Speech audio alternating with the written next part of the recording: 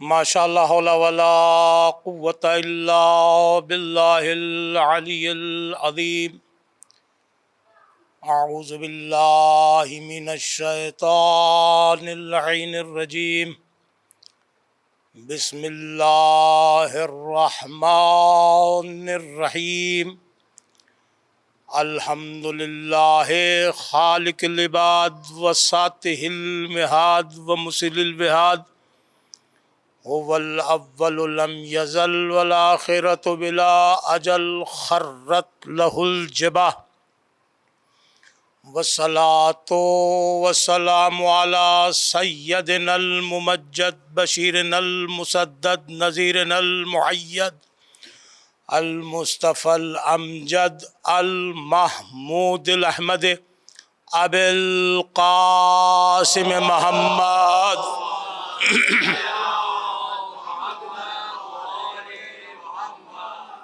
ثم الصلاة والسلام على أهل بيته الطيبين الطاهرين المعصومين الذين أذهب الله عنهم الرجس وطهرهم تطهيرا۔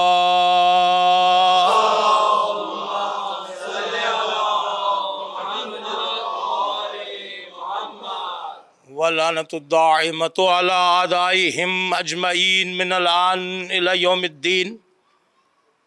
أما بعد فقد قال سبحانه وتعالى في القرآن الحكيم: بسم الله الرحمن الرحيم، هو الذي بعث في الأميين رسولا منهم يتلو عليهم آياته ويزكيهم ويعلمهم الكتاب والحكمة وَإِن كَانُوا مِن قَبْلُ لَفِي ضَلَالٍ مُبِينٍ۔ صلوات۔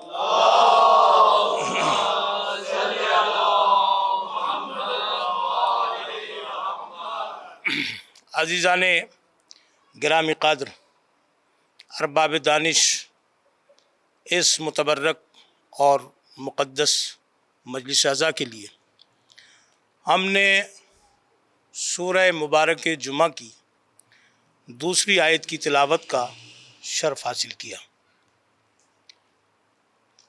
جو کہ پیغام دے رہی ہے کہ پروردگار نے انسانوں کی ہدایت کے لیے اہتمام کیا ہے اور اپنی طرف سے اپنے نمائندے اور سفیر بھیجے ہیں۔ هو الذی بعث فی الامیین رسولا منہم، کہ ہم نے وہ اللہ وہ ہے کہ جس نے امیین میں سے ایک رسول کو مبعوث کیا۔ مبعوث کرنے کی وجہ کیا ہے؟ یتلو علیہم آیاتہ، تاکہ وہ آیات کی تلاوت کرتا ہے اور کرتا رہے، اور جب وہ آیات کی تلاوت کرے گا تو لوگوں کے لیے ہدایت کے اسباب فراہم کرے گا۔ رسول کا ایک کام مبعوث ہونے کے بعد جہاں قرآن کی تلاوت ہے، وہیں تزکیہ نفس بھی ہے۔ تزکیہ نفس اس لیے ضروری ہے کیونکہ کتاب و حکمت کی تعلیم بغیر تزکیہ نفس کے فائدہ نہیں دیتی، اور جن کے لیے پروردگار عالم نے یہ اہتمام کیا ہے وہ لوگ پہلے گمراہ راستے پہ تھے، گمراہیوں کے راستے میں لگے ہوئے تھے، گمراہ تھے، ان کی کوئی راہ نہیں تھی، ان کی کوئی منزل نہیں تھی۔ لہذا پیغمبر گرامی قدر نے آ کر ان کے لیے منزل کو معین کیا، ان کی تقدیر کو بدلا، ان کے نصیب کو بدلا، ان کی جہالت کو ختم کیا، ان کے معاشرے کو زمین سے اٹھا کر آسمان پر پہنچا دیا۔ جو تنزلی کا شکار تھے انہیں اوج و کمال عطا کیا، جو نہیں جانتے تھے انہیں جاننے والا بنا دیا، جو نہیں جانتے تھے انہیں جاننے والا بنا دیا۔ تو اللہ نے انسان کو زمین پر بھیجا ضرور ہے، لیکن اس کے لیے اسباب ہدایت مہیا کیے۔ انسان کو جس چیز کی بھی ضرورت رہی پروردگار عالم نے ان چیزوں کو مہیا کیا۔ ہوا کی ضرورت تھی، پانی کی ضرورت تھی، زمین کی ضرورت تھی، آسمان کا شامیانہ چاہیے تھا، اشجار چاہیے تھے، اسے ثمرات چاہیے تھے، اسے سواری کے لیے اور کھانے کے لیے حیوانات چاہیے تھے، چرن پرن چاہیے تھے۔ مادی ضروریات میں اس نے انسان کے زمین پہ آنے سے پہلے ہر چیز مہیا کر دی تاکہ یہ زندگی کو بہتر انداز میں گزار سکے، اور اس پہ نہ کسی قسم کا کوئی ٹیکس، نہ کوئی بل۔ بڑی توجہ رکھیے گا، ہر نعمت فراوان ہے، بس تم شکر کرتے جاؤ، نعمتوں میں اضافہ ہوتا چلا جائے گا۔ صلوات پڑھیے محمد و آل محمد۔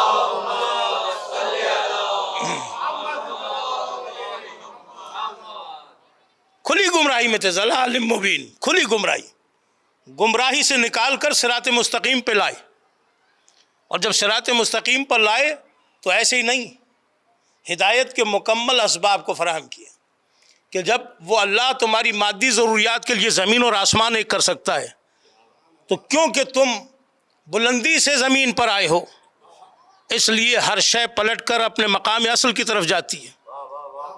یہ فطری چیز ہے، آپ پتھر آسمان کی طرف پھینکیں تو زمین کی طرف پلٹ کر آئے گا۔ سورج کی روشنی اور کرنیں جب نکلتی ہیں سورج سے زمین کی طرف تو سائنس یہی بتلاتی ہے کہ پلٹ کر وہ اپنے مرکز کی طرف چل جاتی ہے۔ تو یہ فطرت ہے، جو چیز جہاں سے آتی ہے پلٹ کر وہیں چلی جاتی ہے۔ تو حضرت انسان کا مکان ہے جنت، اور اسے پلٹ کے وہیں جانا ہے، لیکن بغیر امتحان کے نہیں۔ بغیر امتحان کے یہ انسان وہاں تک نہیں جا سکتا۔ اس کے لیے اس نے زمین کے اوپر ہر چیز مہیا کی، جو مادی ضروریات تھی وہ بھی مہیا کی، اور جو روحانی ضروریات تھی اس کے لیے بھی زمین اور آسمان کو ایک کر دیا۔ خود خاص کیا کہ میں اپنی طرف سے تمہارے لیے نمائندے بھیجوں گا، اپنے پاس سے نمائندے بھیجوں گا۔ یہ اختیار میں تمہیں نہیں دیتا، اس اختیار کو میں اپنے پاس رکھتا ہوں۔ اس لیے اگر تم اپنے لیے نمائندہ بناؤ گے تو اپنے جیسا بناؤ گے۔ بڑی توجہ رکھیں، تم اگر نمائندہ بناؤ گے تو اپنے جیسا بناؤ گے۔ لہذا ان علینا للہدیٰ، ہدایت کی ذمہ داری ہماری ہے۔ لا ینال عہد الظالمین، کیونکہ یہ ہمارا عہدہ ہے اس لیے ظالم تک نہیں جا سکتا۔ بڑی توجہ رکھیں، ہمارا عہدہ ہے اس لیے ظالم تک نہیں جا سکتا۔ لہذا نبی میری طرف سے آئے گا، تمہاری طرف سے نہیں آئے گا۔ میں تمہاری ضرورتوں کو سمجھتا ہوں، تم اپنی ضرورتوں کو نہیں سمجھتے۔ توجہ فرمائی آپ نے، تم اپنی ضرورتوں کو نہیں سمجھتے۔ تمہاری کیا ضروریات ہیں یہ ہم جانتے ہیں، کب تمہیں کیا چاہیے یہ ہم جانتے ہیں۔ تمہارے آرام کے لیے ہم نے اسی لیے رات کو بنا دیا، تمہارے کام کے لیے ہم نے دن کو بنا دیا، تمہیں ہاتھ پیر دیے، آنکھیں دی، کان دیے، عقل دی، تاکہ تم شکر گزاروں میں سے ہو جاؤ، تاکہ منزل شکر میں آ کر تم ترقی کرو، تنزلی کا شکار نہ ہو، بلکہ اس منزل کو حاصل کرو جو تمہارے لیے ہم نے مقرر کر دی ہے۔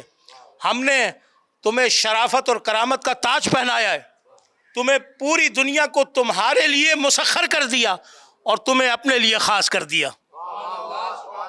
اسی لیے اس نے قرآن حکیم میں اعلان کیا وَمَا خَلَقْتُ الْجِنَّ وَالْإِنسَ إِلَّا لِيَعْبُدُونَ، کہ ہم نے جنوں اور انسانوں کو خلق نہیں کیا مگر یہ کہ اپنی عبادت کے لیے۔ تو انسان کو خلق کیا ہے پروردگار نے اپنی عبادت کے لیے، اور عبادت بھی جہالت کے ساتھ نہیں ہے، عبادت بھی بے معرفت نہیں ہونی چاہیے، عبادت بھی غلاموں والی نہیں ہونی چاہیے۔ عبادت معرفت کے ساتھ ہو کہ میں کس کی عبادت کر رہا ہوں، میں کس کی اطاعت کر رہا ہوں، میں کس کا بندہ ہوں۔ اس نے پہچاننا ہے اپنے آپ کو۔ فطری عمل ہے، انسان نے فطرت اسلام پہ خلق کیا، لیکن جس انسان پر اللہ نے اتنے احسانات کیے یہ اتنا ہی فراموش نکلا۔ یہ انسان اتنا ہی اس نے تنزلی کی حدوں کو پار کر دیا۔ اس انسان نے پروردگار کی ناشکری کی، اس انسان نے اللہ کے اطاعت سے پیچھے ہٹا، جس کی وجہ سے تنزلی کا شکار ہوا۔ آج جو استحصالی معاشرہ ہے، جو انسانوں کو مسلسل ان کی تذلیل بھی کر رہا ہے اور ان کے معاشی حالات پہ بھی اثر انداز ہو رہا ہے، اس کی وجہ یہی ہے کہ انسان نے اس کے شکر ادا کرنے کے بجائے، اس کی طرف نظر کرم کرنے کی بجائے کہ وہ سننے والا ہے، یہ سننے والے نہیں ہیں. وہ سمیع ہے، یہ سمیع نہیں ہے. وہ بصیر ہے، یہ بصیر نہیں ہے. وہ حی ہے، یہ حی نہیں ہے. یہ سوتے بھی ہیں، انہیں اونگ بھی آتی ہے، انہیں موت بھی آئے گی. وہ ہے کہ جو ہمیشہ سے ہے اور ہمیشہ رہے گا. لہٰذا اس پروردگار کی طرف انسان کو توجہ کرنی چاہیے، عبادت الہی کی طرف توجہ کرنی چاہیے، اور معرفت کے ساتھ توجہ کرے انسان، یعنی اسے معرفت کے ساتھ پہچانے. یہ نہیں کہ ماں باپ نے اسے بتا دیا کہ وہ اللہ ہے تو میں نے مان لیا. میرے پاس اس کے لیے دلیل ہونی چاہیے. اور یہی وجہ ہے کہ 61 ہجری میں جس امام نے قیام کیا تھا کربلا میں، اس امام نے ہمارے لیے سنہرے اصول دیے اور یہ کہا کہ تم جیو بھی دلیل کے ساتھ. توجہ رکھیے گا، توجہ رکھیے گا. تم جیو بھی دلیل کے ساتھ اور مرو بھی دلیل کے ساتھ. تمہارا جینا بھی دلیل پر ہو اور تمہارا مرنا بھی دلیل پر ہو. ایسے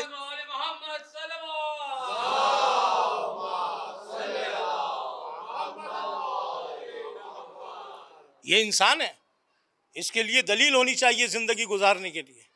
اسے اگر مر رہا ہے تو اس کے پاس دلیل ہونی چاہیے کہ میں کس چیز کے اوپر قربان ہو رہا ہوں.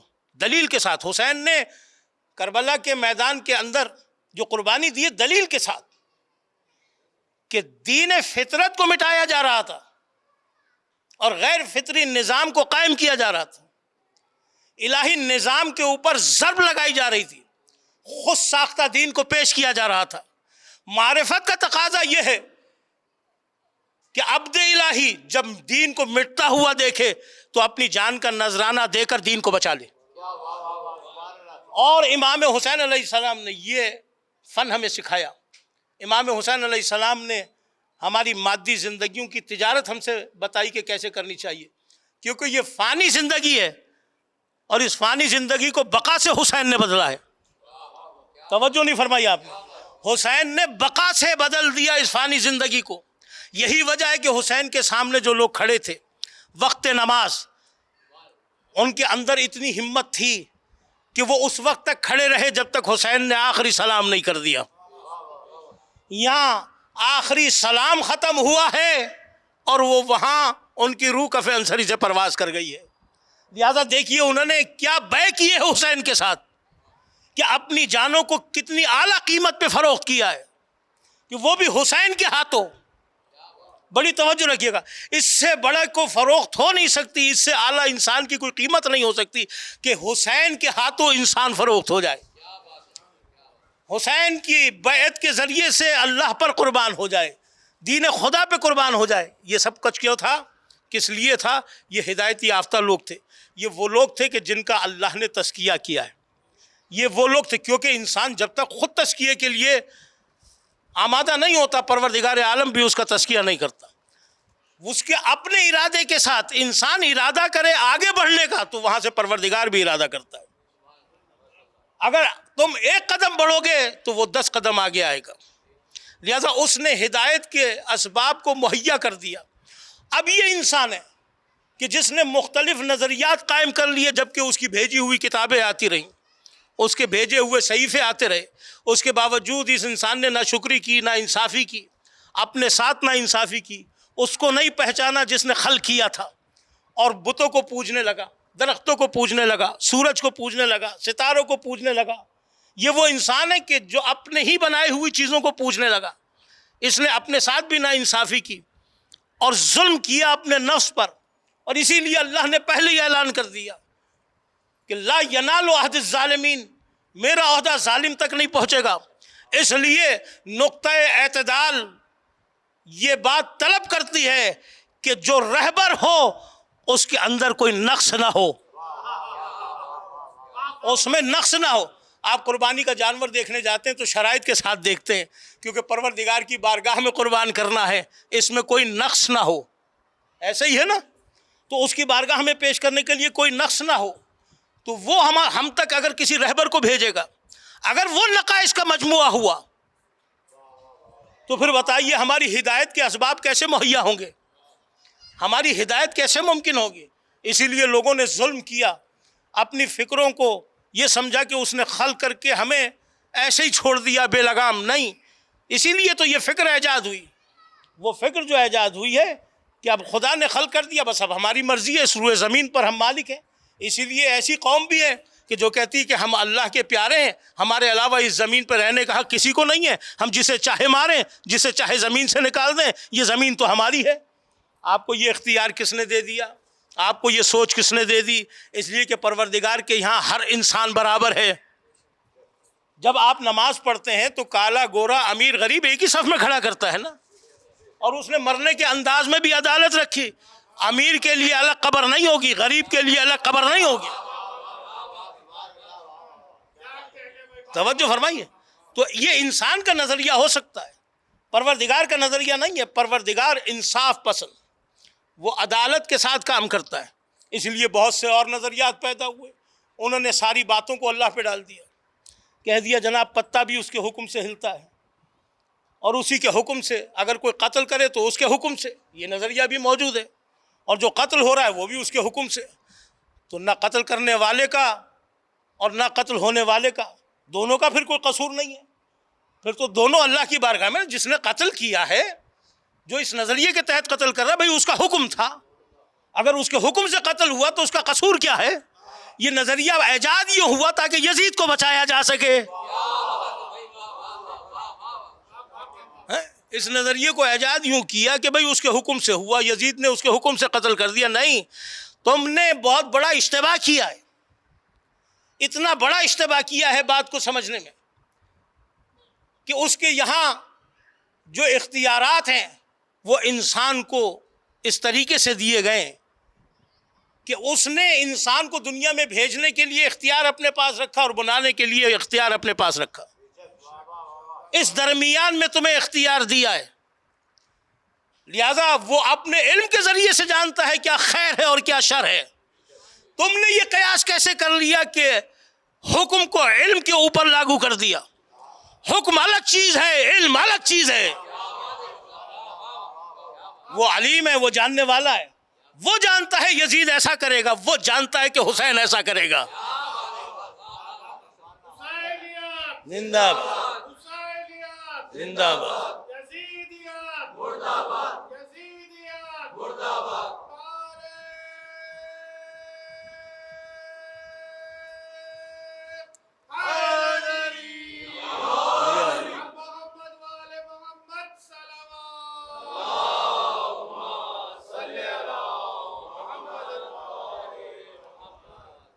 بھئی یہ انسان ہے. آپ نے کیسے طے کر لیا؟ آپ نے یہ فیصلہ کیسے کیا؟ آپ کو کس نے یہ اختیار دیا کہ آپ یہ حکم لگائیں کہ اس کے حکم کے بغیر پتا بھی نہیں ہلتا؟ نہیں، اس کے علم کے بغیر. اس کے ہر شے جو ادھر سے ادھر ہو رہی ہے اس کے علم میں. لیکن شر کی نسبت اس کی طرف نہ دو.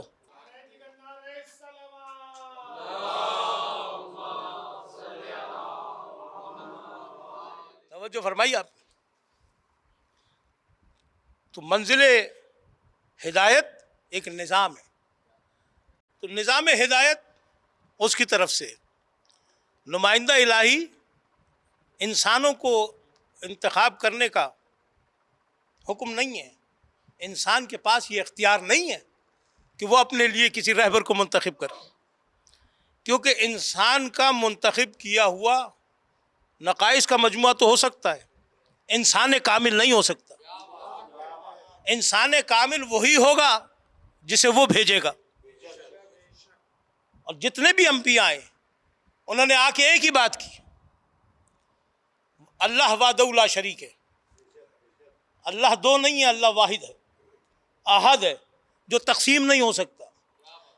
اگر کوئی اور خدا بھی ہوتا تو وہ بھی اپنا سفیر بھیجتا، وہ بھی اپنا نمائندہ بھیجتا. لیکن منبر سلونی کے رہبر نے کہا، منبر سلونی کے عالم نے کہا، منبر سلونی کے عالم نے کہا، منبر سلونی کے عالم نے ارشاد فرمایا کہ ایک ہی کی طرف سے آنے والے مسلسل انبیاء اس بات کی علامت ہے کہ اس کے علاوہ کوئی اور خدا نہیں، اس کے علاوہ کوئی اور اللہ نہیں، اس کے علاوہ کوئی اور معبود نہیں. اس نے اپنے نمائندوں کو صفات اعلیٰ کے ساتھ بھیجا ہے، معجزات کے ساتھ بھیجا ہے، علم کے ساتھ بھیجا ہے، حلم کے ساتھ بھیجا ہے، صبر و شجاعت کے ساتھ بھیجا ہے، استقامت کے ساتھ بھیجا ہے، پاکیزہ صلبوں میں بھیجا ہے، پاکیزہ ارحام میں بھیجا ہے، پاکیزہ آغوش میں رکھا ہے۔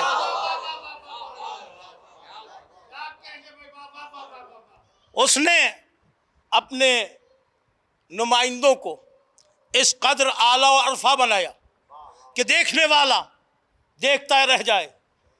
کسی نے چہرہ دیکھا ایمان لے آیا، کسی نے حسن سلوک دیکھا ایمان لے آیا، کسی نے اخلاق دیکھا ایمان لے آیا، کسی نے حسب دیکھا ایمان لے آیا، کسی نے نسب دیکھا ایمان لے آیا، کسی نے میدان شجاعت میں لڑتا ہوا دیکھا، جوہر شجاعت دکھائے۔ جب نمائندہ الہی نے جوہر شجاعت دکھائے اور جوہر شجاعت دکھانے کے بعد ثابت قدم ہونے کے بعد اپنے آپ کو لوہا منوایا کہ میں اس کا نمائندہ ہوں، میں بھاگنے والا میدان سے نہیں ہوں، اس لیے کہ میں یہ یقین رکھتا ہوں کہ موت اس کی طرف سے ہے، حیات اس کی طرف سے ہے، اگر وہ چاہے گا تو زندہ رکھے گا، چاہے گا تو بلا لے گا۔ توجہ فرمائی آپ نے، چاہے گا تو بلا لے گا، چاہے تو زندہ رکھے۔ لہٰذا ان کمالات کے ساتھ یہی وجہ ہے کہ جب علی علیہ السلام میدان جنگ میں جاتے تھے تو پشت سے زرہ نہیں پہنتے تھے، اس لیے کہ وہ فرماتے تھے میں میدان چھوڑ کے جانے والا نہیں ہوں، میں میدان چھوڑ کر جانے والا نہیں ہوں، اور نہ وہ کسی کا پیچھا کرتے تھے بھاگنے والے کا۔ یہ میرے مولا کی خاصیت تھی کہ زرہ پشت سے نہیں پہنتے تھے اور بھاگنے والے کا پیچھا نہیں کرتے تھے۔ انہوں نے بتا دیا کہ شریف وہی ہوتا ہے جو بھاگ رہا ہے اسے بھاگنے دو، تم خود میدان نہ چھوڑو۔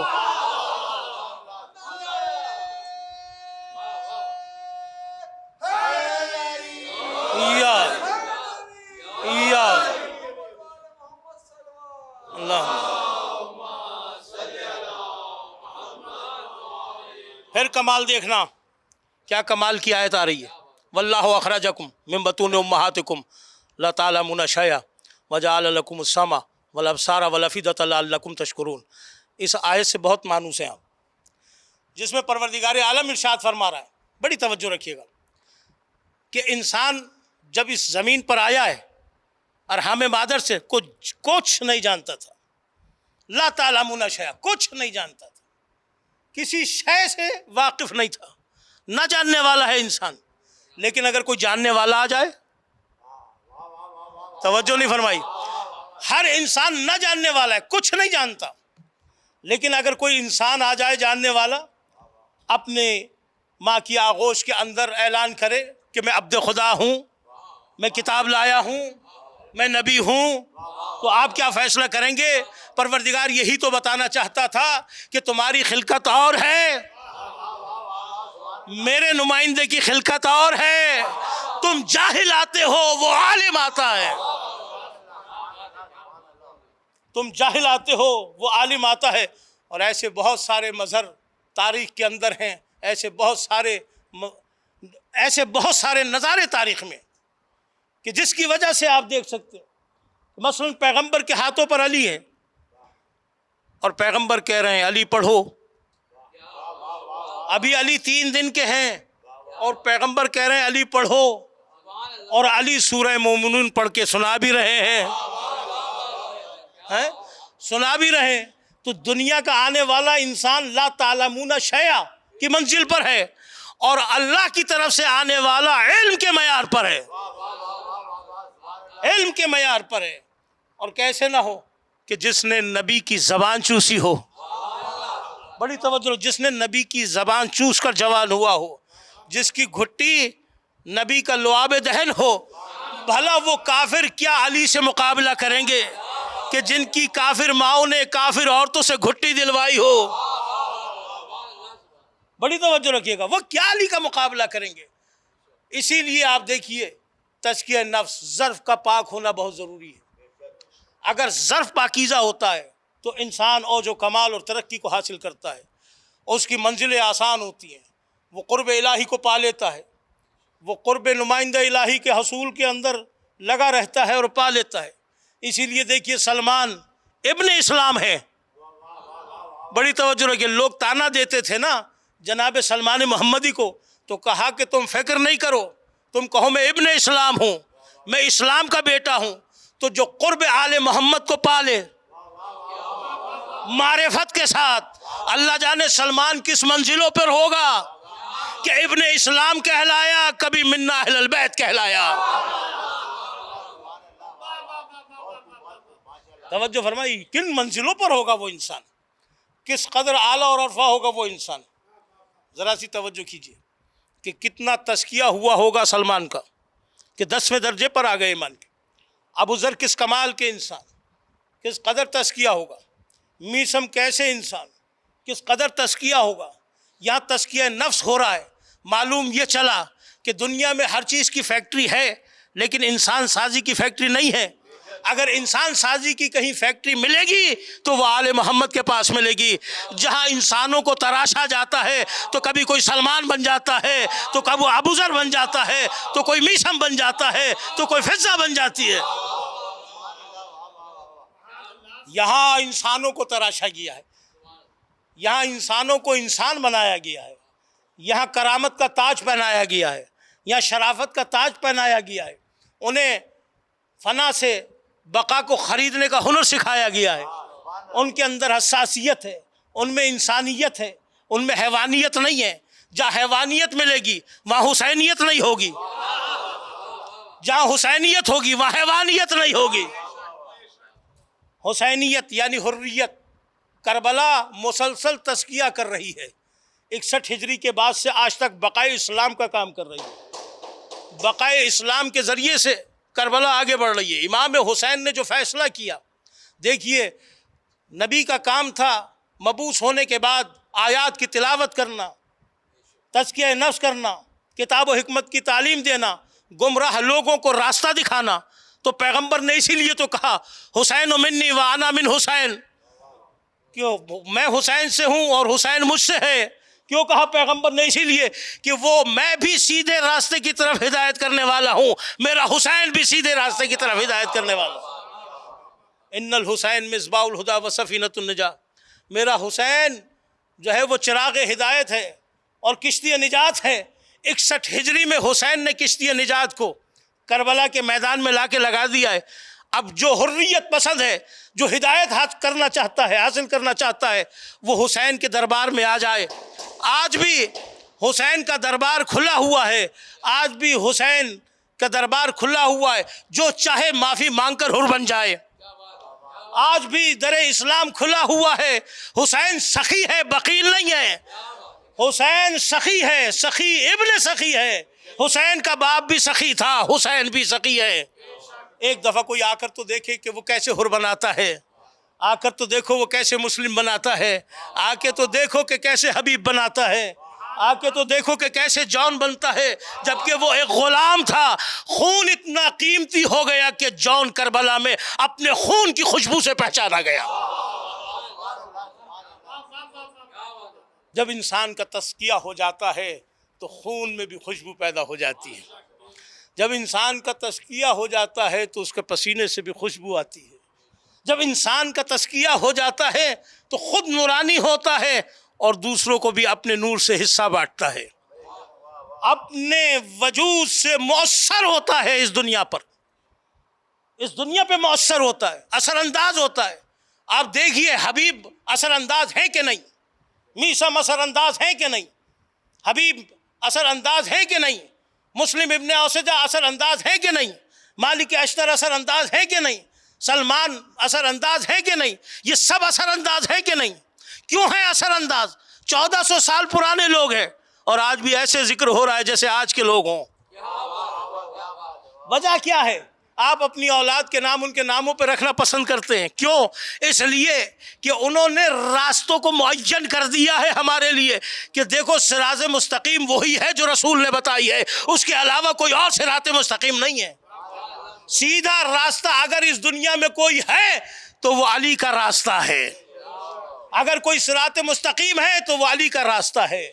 اسی لیے آپ دیکھیے تاریخ اسلام اٹھا کر دیکھیے، تاریخ بشریت کے اندر آپ کو ایسا نظارہ ملے گا کہ سرکار محمد مصطفیٰ بیٹھے ہوئے ہیں مسجد میں،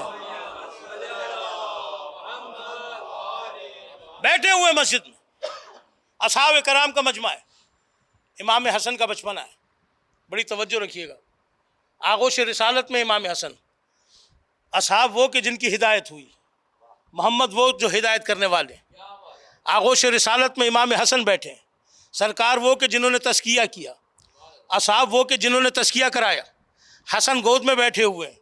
اتنے میں ایک شخص آتا ہے، نورانی شخص جسے اصحاب نہیں پہچانتے، اور جب وہ آتے ہیں تو پیغمبر کو سلام کرتے ہیں اور آ کے کہتے ہیں یا رسول اللہ میری کچھ علمی مشکلات ہیں اور سوالات ہیں۔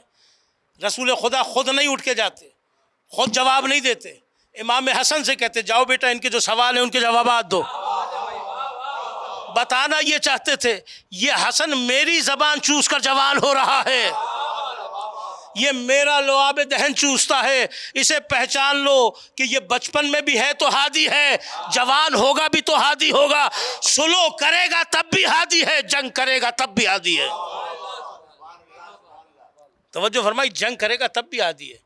اور یہی معیار ہے کہ لوگوں نے تقسیم کیا امام حسن اور امام حسین کو، شخصیتوں کو، جنگ کے اعتبار سے کہ امام حسن نے جنگ کیوں نہیں کی، امام حسین نے جنگ کیوں کی۔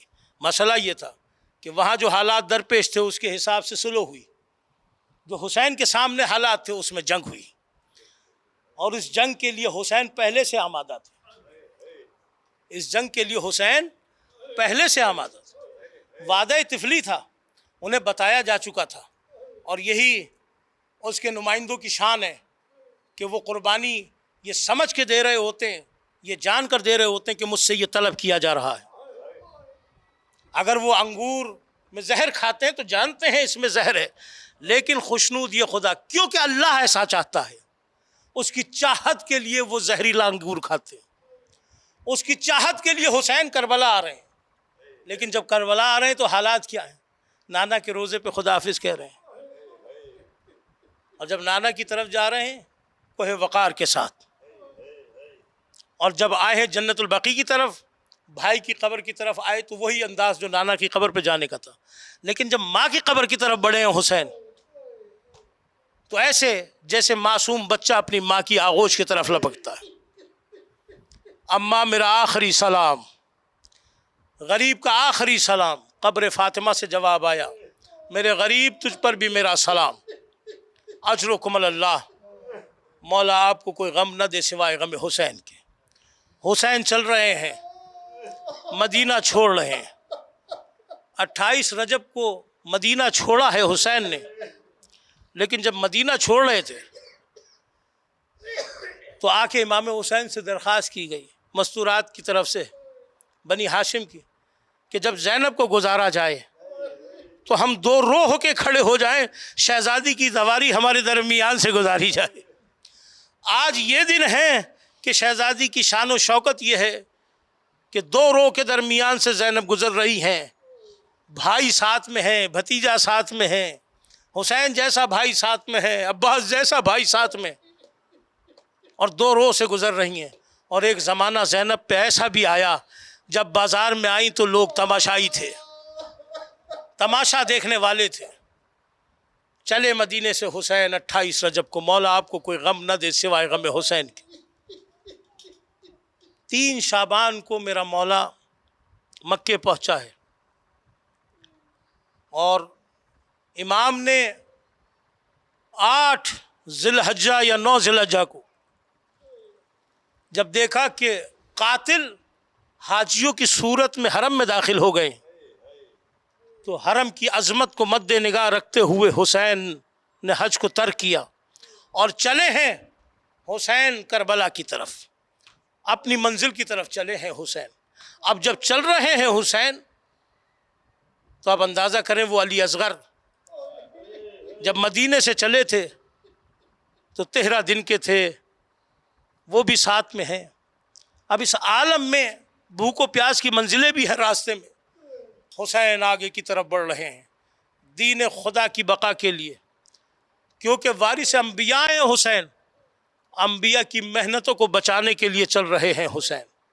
حسین کعبہ کی حرمت بچانے کے لیے چل رہے ہیں، تحفظ کتاب الہی کے لیے چل رہے ہیں، حسین نظام ہدایت کو بچانے کے لیے چل رہے ہیں، حسین توحید بچانے کے لیے چل رہے ہیں، حسین سے امیدیں وابستہ ہیں اللہ کے رسول کی، وہی امیدیں پوری کرنے کے لیے حسین جا رہے ہیں۔ اب چلے ہیں تو راستے کی مشکلیں بھی ہیں، ان مشکلات کو بھی سہتے ہیں۔ ان مشکلات کو سہنے کے ساتھ ساتھ جب یہ قافلہ آدھے راستے میں پہنچا ہے تو جناب حر نے آ کر امام حسین کا راستہ روکا ہے، اور جب امام نے اگلی منزل کی طرف چلنا چاہا تو حر نے آگے بڑھ کر امام کے گھوڑے کی لجام فرس میں ہاتھ ڈال دیا۔ جب ہاتھ ڈالا ہے تو امام نے کہا حر تیری ماں تیرے سوگ پہ بیٹھے۔ حر نے ایک جملہ کہا، اے آقا و مولا حسین، آپ کی مادر گرامی بعظمت ہے، میں تو یہ بھی نہیں کہہ سکتا۔ حر کا یہ احترام تھا کہ حسین نے انتخاب کر لیا کہ اگر تو میری ماں کا اتنا احترام کرتا ہے تو حر اب تجھے میں گمراہی کے راستے پہ رہنے نہیں دوں گا، میں تجھے حر علیہ السلام بنا دوں گا۔ حسین چل رہے ہیں، مسلسل چل رہے ہیں۔ 2 محرم کو یہ قافلہ جب پہنچا ہے کربلا تو قیامت برپا تھی، اس لیے کہ جناب زینب کا دل گھبرا رہا تھا۔ اجرکم اللہ، آپ کی آوازیں بلند ہوئیں، اللہ آپ کی ان آوازوں کو قبول کرے، آپ کے اس گریے کو قبول کرے۔ اجرکم اللہ، اجرکم اللہ۔ عزادارو، ماتم دارو، 2 محرم کو یہ قافلہ حسین نے زمین کو خریدا، بنی حسد کے بچوں کو بلایا، انہیں وصیتیں کی ہیں کہ دیکھو تمہارے جیسے بچے بھی میرے پاس ہیں، دیکھو ہمیں 10 عاشور کے دن ہمیں مار دیا جائے گا، اگر تمہارے والدین ہمیں دفنانے نہ آ سکیں تو تم کھیلنے کے بہانے آنا، اپنی ننھی ننھی مٹھی میں مٹی کو بھرنا اور ہمارے جسموں پہ ڈال دینا۔ حسین کی خواہش دیکھ رہے ہیں آپ؟ حسین کی خواہش کیا ہے کہ ہمارے جسم پر مٹی ڈال دی جائے، ہمارے جسم کی بے حرمتی نہ ہو، لیکن اس امت نے حسین کے ساتھ کیا کیا ہے؟ تاریخ بتاتی ہے، مقاتل بتاتے ہیں کہ وہ کچھ ظلم روا رکھا ہے جو آدم سے لے کے قیامت تک کسی کے ساتھ نہیں ہو سکے گا۔ حسین پہ وہ ظلم ہوا ہے۔ عزاداروں، ماتمداروں، حسین جب 2 محرم کو آئے ہیں تو جیسے ہی لشکر یزید کو یہ اطلاع ملی کہ حسین نے یہاں قیام کر لیا ہے تو دور دور سے قافلے لشکر آنا یزید کی طرف سے شروع ہو گئی۔ لاکھوں کی فوج نے حسین کو کربلا میں گھیر لیا، زہرا کے لال کو چاروں طرف سے گھیر لیا، اور 7 محرم سے حسین پہ پانی بند کر دیا۔ مولا آپ کو کوئی غم نہ دے سوائے غم حسین۔ 7 محرم سے پانی بند کر دیا گیا۔ اصغر بھی پیاسے ہیں، سکینہ بھی پیاسی ہیں، چھوٹے چھوٹے بچے پیاسے ہیں، اون و محمد بھی پیاسے ہیں، قاسم و اکبر بھی پیاسے ہیں، زینب و کلثوم بھی پیاسی ہیں، حسین بھی پیاسے ہیں، عباس بھی پیاسے ہیں۔ بھوک کا عالم یہ ہے کہ نقاہت پہ نقاہت ہوتی چلی جا رہی ہے۔ 3 دن کے بھوک و پیاس کے ساتھ عاشور کی صبح کا پہلا تیر جب چلا ہے لشکر یزید کی طرف سے تو حسین پوری استقامت کے ساتھ، فاطمہ کا لال پوری استقامت کے ساتھ بقائے اسلام کی جنگ لڑنے کے لیے آمادہ ہوئے، اور اس قدر شدید لڑائی ہوئی کہ اصحاب نے کہا کہ ہمارے ہوتے ہوئے یہ کیسے ممکن ہے کہ حسین پہلے آپ میدان میں جائیں؟ نہیں، ہم آپ پر فدا ہونا چاہتے ہیں، پہلے ہمیں اجازت دیجیے۔ یہی وجہ ہے کہ پہلے اصحاب حسین مارے گئے، جتنے بھی دفعہ اصحاب حسین مارے گئے، جتنے بھی صحابی زین سے زمین پر آتے تھے، چاہے وہ زین پر سے زمین پر آئیں یا پیدل جنگ لڑتے ہوئے گریں، ہر صحابی کو اٹھانے کے لیے حسین خود جاتے ہیں۔ زہرا کا لال ہر صحابی کو اٹھانے کے لیے خود جا رہا ہے، ہر صحابی کو اٹھانے کے لیے جاتا ہے۔ اور پھر اس کے بعد عزیزوں کی باری آئی، اون و محمد جیسے بھانجوں کو قربان کیا، قاسم جیسے بھتیجے کی قربانی دی، عباس جیسے بھائی کی قربانی کو پیش کیا جس کے جانے سے حسین کی کمر ٹوٹ گئی، اکبر جیسے بیٹے کی قربانی کو حسین نے پیش کیا کہ جس کے جانے سے آنکھوں کا نور جا رہا تھا۔ عزادارو، حسین کا یہ عالم تھا، جب اکبر کے سینے میں برچھی لگی ہے تو زمین کربلا پہ حسین گھٹنیوں چل رہے تھے جیسے کہ بچے گھٹنیوں چلا کرتے۔ अजरकुम अल्लाह, मौला आपको कोई गम न दे सिवाय गम हुसैन के। बस अजीज़ों मंजिलें आगे बढ़ रही हैं, मंजिलें आगे बढ़ रही हैं। अकबर भी मारे गए, अब्बास भी मारे गए, औन मोहम्मद भी मारे गए, कासिम भी मारे गए, असहाब हुसैन भी मारे गए। फातिमा का लाल सुबह से जो जंग लड़ रहा था, आखिरी मर्तबा हुसैन खैमों में आए हैं। अब हुसैन में इतनी ताकत नहीं थी कि अलग अलग बीवियों को सलाम करते। हुसैन ने सब बीवियों को एक जगह जमा करके आखिरी सलाम किया। खैमे से हुसैन चले। अब जब चले तो हुसैन की आदत ये थी कि जब जुलजना पे सवार होते थे, अकबर और कासिम आगे बढ़ते थे, अब्बास आगे बढ़कर सवार कराते थे। लेकिन आज जब हुसैन खैमे से बरामद हुए, कभी दाएं देखा, कभी बाएं देखा। ज़ैनब समझ गई कि हुसैन क्या देख रहे हैं। ज़ैनब समझ गई कि हुसैन देख रहे हैं शायद अकबर यहाँ से आ जाए, शायद अब्बास यहाँ से आ जाए। आज़ादारों, आज के दिन, आशूर के दिन, जनाबे ज़ैनब अब्बास बनकर हुसैन को सवार करा रही हैं। यहाँ ज़ीन के ऊपर हुसैन आए, यहाँ ज़ीन पे शहंशाह आया, यहाँ ज़ीन पे आका व मौला तशरीफ़ लाए। वहाँ वसीयत की बहन को कि खैमों से बाहर ना आना। लेकिन जब घोड़े को एड़ लगाई आगे बढ़ने के लिए, तो वो आगे बढ़ने के लिए तैयार नहीं। फातिमा ज़हरा का लाल कुछ जुमले कहता है, ए जुलजना मुझे पता है 3 दिन की भूख प्यास है, मैं भी भूखा प्यासा हूँ, तू भी भूखा प्यासा है। बस ये तेरी आखिरी ज़हमत है, बस ये तेरी आखिरी ज़हमत है, मुझे मैदान जंग की तरफ ले चल। लेकिन बेज़बान ने इशारे के ज़रिए से हुसैन को इत्तला दी, मौला मैं कैसे आगे बढ़ सकता हूँ कि मेरी टांगों से बीबी सकीना चिपटी हुई है। बस हुसैन ने एक मर्तबा जो निगाह की है टांगों की तरफ, देखा कि हुसैन के सीने पे सोने वाली जुलजना की टांगे पकड़े हुए कह रही है, जुलजना मेरे बाबा को न ले जा, जो भी सुबह से गया है वापस नहीं आया। बस अज़ादारों, ये बैन सुनकर हुसैन ज़मीन करबला पे तशरीफ़ ले आए। एक मर्तबा सकीना को प्यार किया है, रुखसत किया, जनाब ज़ैनब के हवाले किया, उम्मत की शफाअत के हवाले से बात की कि सकीना क्या तुम नहीं चाहती हो कि नाना की उम्मत की शफाअत हो? क्या नहीं चाहती कि नाना की उम्मत बख्शी जाए? जनाब सकीना ने खामोशी से इस सवाल का जवाब यूँ दिया कि विदा किया है। विदा इस अंदाज में किया कि आंसू जारी हैं सकीना के और हुसैन छोड़े जा रहे हैं। लेकिन एक रिवायत का और जुमला मैंने पढ़ा कि जिसमें मैंने सुना जैसे हुसैन का घोड़ा आगे बढ़ा है जुलजना, वैसे वैसे सकीना पीछे दौड़ती जा रही थी, बिल्कुल उसी तरीके से जैसे अकबर के पीछे हुसैन जा रहे थे।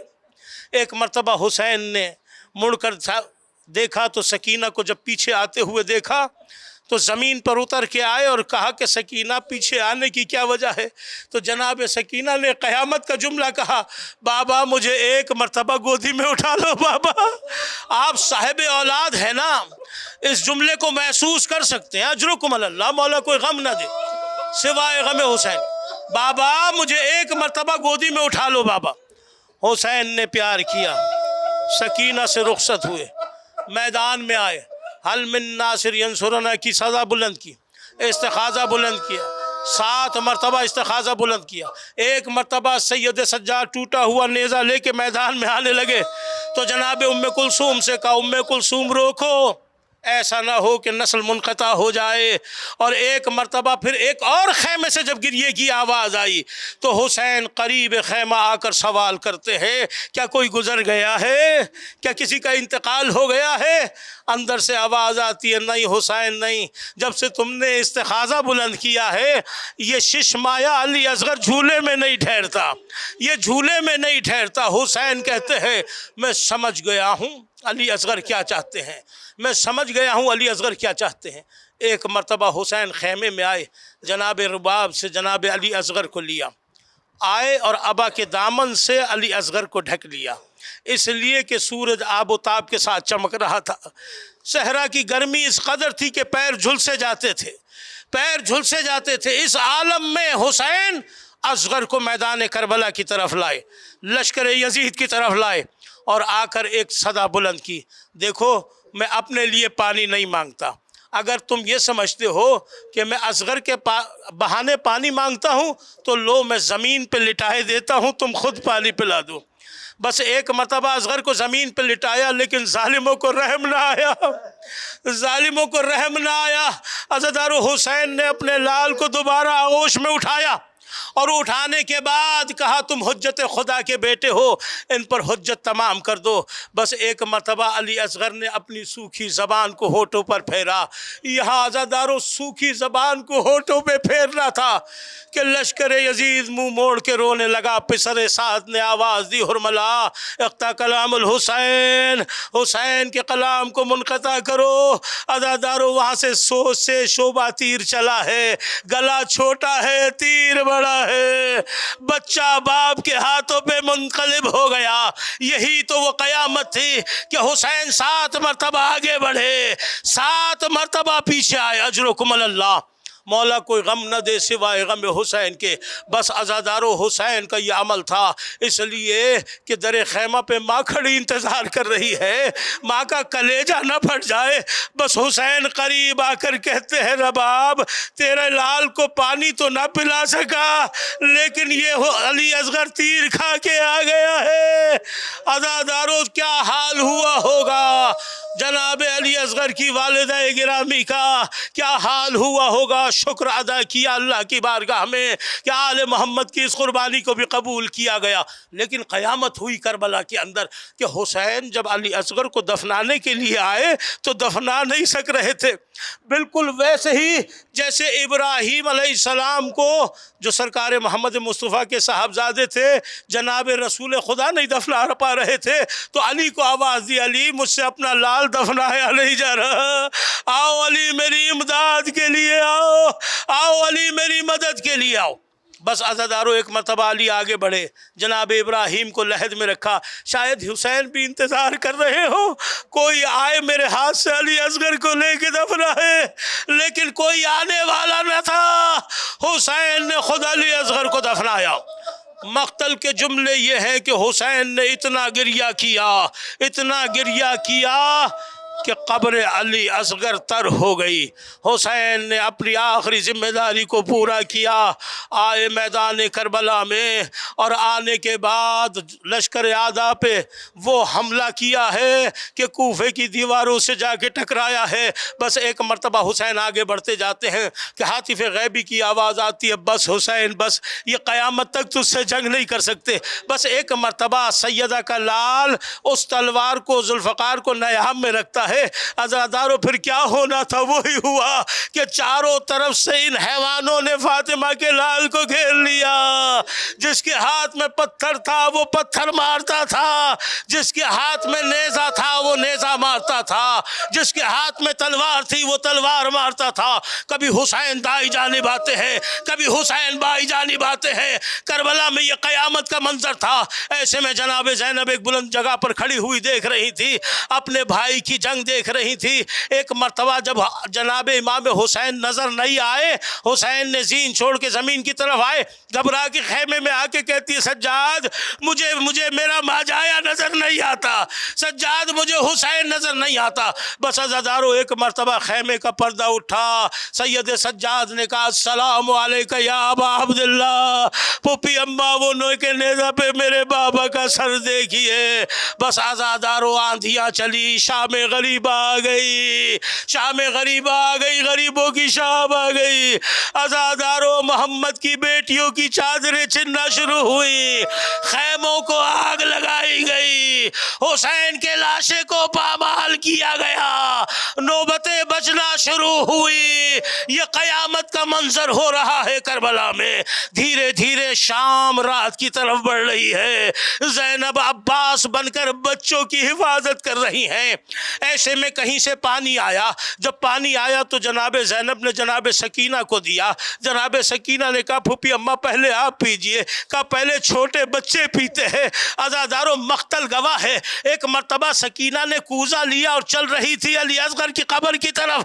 जनाब ज़ैनब ने पूछा, बेटा कहाँ जाती हो? कहा फूफी अम्मा आपने ही तो कहा है पहले छोटे बच्चे पीते हैं। फूफी अम्मा मेरा भाई असगर प्यासा।